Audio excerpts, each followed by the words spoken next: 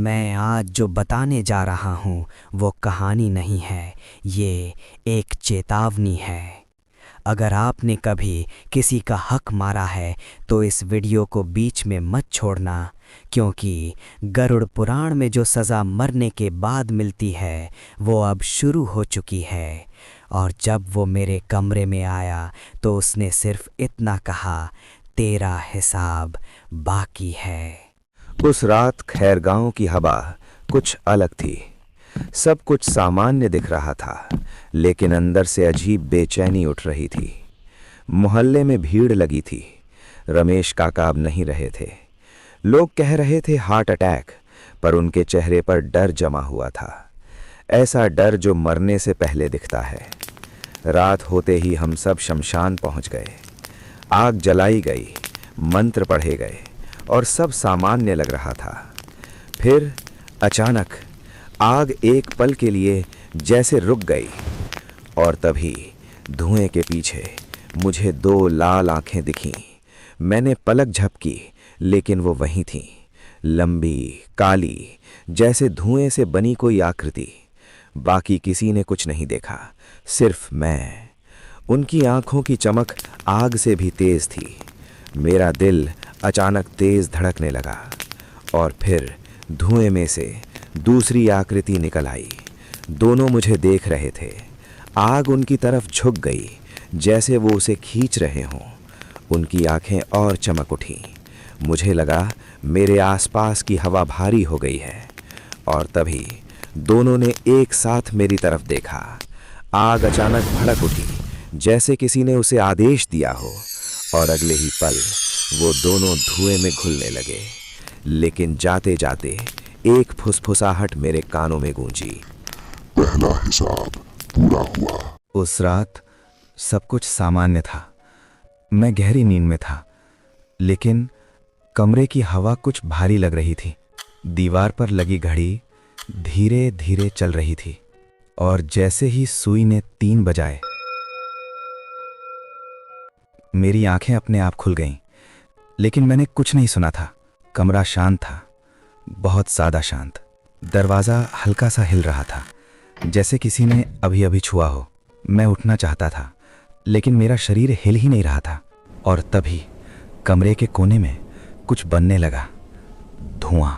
वो धुआं इंसानी आकार ले रहा था। मेरे माथे से पसीना बहने लगा, लेकिन ठंड बढ़ती जा रही थी। वो अब पूरा खड़ा था, लंबा, असामान्य रूप से लंबा। मेरी सांस धुंध बनकर निकल रही थी। कमरे का तापमान गिर चुका था।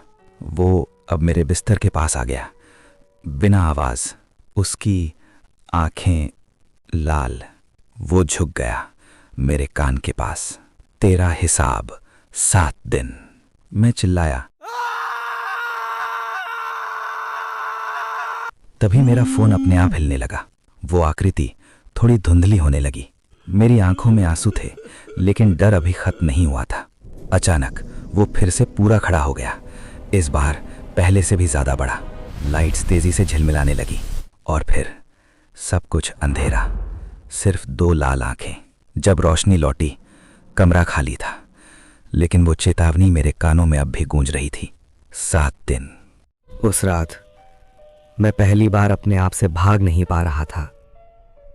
मेरे दिमाग में बस एक ही चेहरा घूम रहा था, रोहित, मेरा दोस्त, जिसने मुझ पर आंख बंद करके भरोसा किया था, और मैंने उसी भरोसे को अपने फायदे के लिए बेच दिया। वो टूटता रहा, और मैं चुप रहा।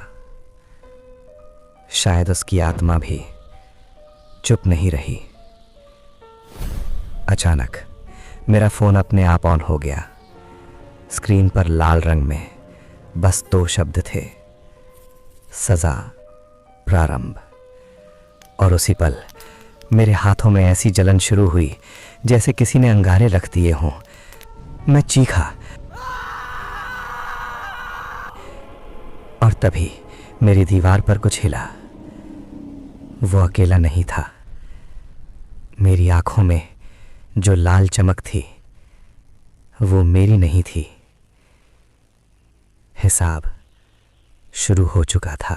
कमरे की हवा अचानक भारी हो गई, सांस लेना मुश्किल, जैसे ऑक्सीजन कम पड़ रही हो। मेरे पीछे दीवार पर मेरी परछाई नहीं थी, कुछ और था। मेरी आंखें खुद ब खुद फैल गईं। दिल पसलियों को तोड़कर बाहर आना चाहता था। कमरे के कोने में धुआं ऐसे घूम रहा था जैसे कोई सांस ले रहा हो। और फिर दो लाल आंखें अंधेरे को चीरती हुई दिखी। वो आ चुके थे। मैं मुड़ा धीरे से, लेकिन मेरे पैरों में जान नहीं थी। वो परछाई अब साफ थी, लंबी, अस्वाभाविक, इंसान जैसी, लेकिन इंसान नहीं। और उसके बगल में एक और, दो। वो मेरे ऊपर झुके हुए थे, जैसे मैं उनका शिकार हूं। उनकी आंखें सीधे मेरी आत्मा में घुस रही थीं। अचानक मेरे पैर जमीन से ऊपर उठ गए।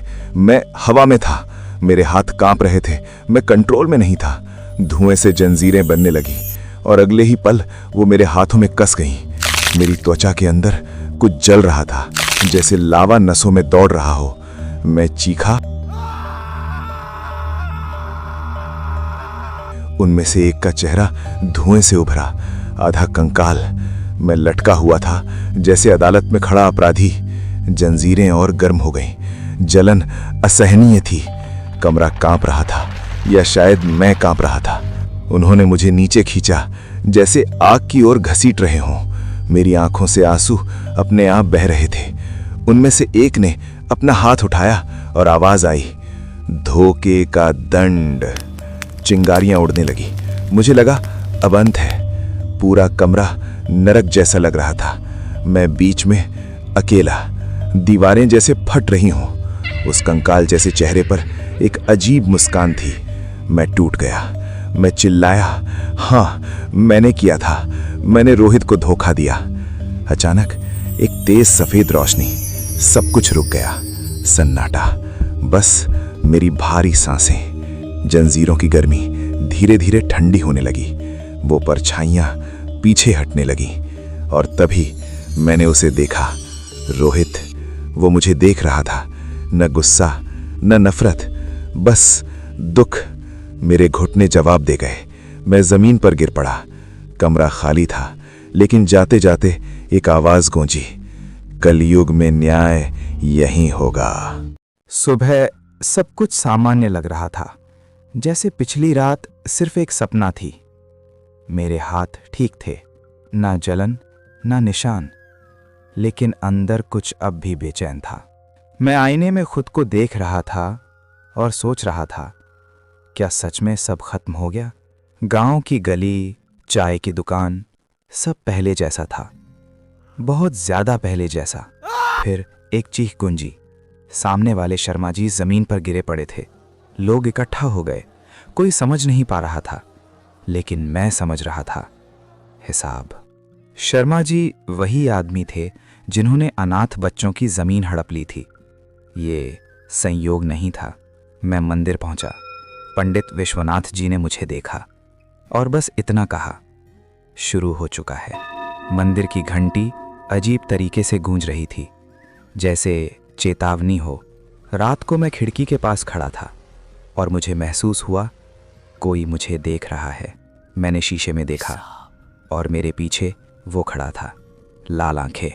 मैं पलटा, लेकिन कमरा खाली था, या शायद अब वो दिखना बंद कर चुका था। रात बिल्कुल शांत थी, लेकिन अंदर कुछ अजीब सा बेचैनी का एहसास था। और तभी दरवाजे पर 3 बार खट खट खट। मेरे हाथ खुद ब खुद दरवाजे की तरफ बढ़ने लगे। दिल तेज धड़क रहा था। दरवाजा खोला।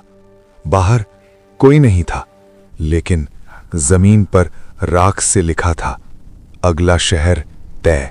मेरे गले से आवाज नहीं निकल रही थी। ये मेरे लिए था। मैंने गली के आखिर तक देखा। बस धुंध थी और अंधेरा, और फिर अंधेरे में 2 लाल रोशनी जली। वो वहीं थे, कर्मदूत, इस बार सीधे मेरे सामने। उनकी आंखें जैसे मेरी आत्मा के अंदर तक देख रही थीं, और अचानक वो गायब हो गए। लेकिन जाते जाते हवा में एक आवाज छोड़ गए, हिसाब अभी बाकी है। अगर तुम ये सुन रहे हो तो खुद से पूछो, क्या तुम्हारा हिसाब साफ है? डर तो लगा ना। अगर कहानी पसंद आई हो तो लाइक जरूर करना। नीचे कमेंट करके बताना आपको सबसे ज्यादा डर कहां लगा। और हाँ, ऐसी ही नई डरावनी कहानियों के लिए चैनल को सब्सक्राइब कर लो।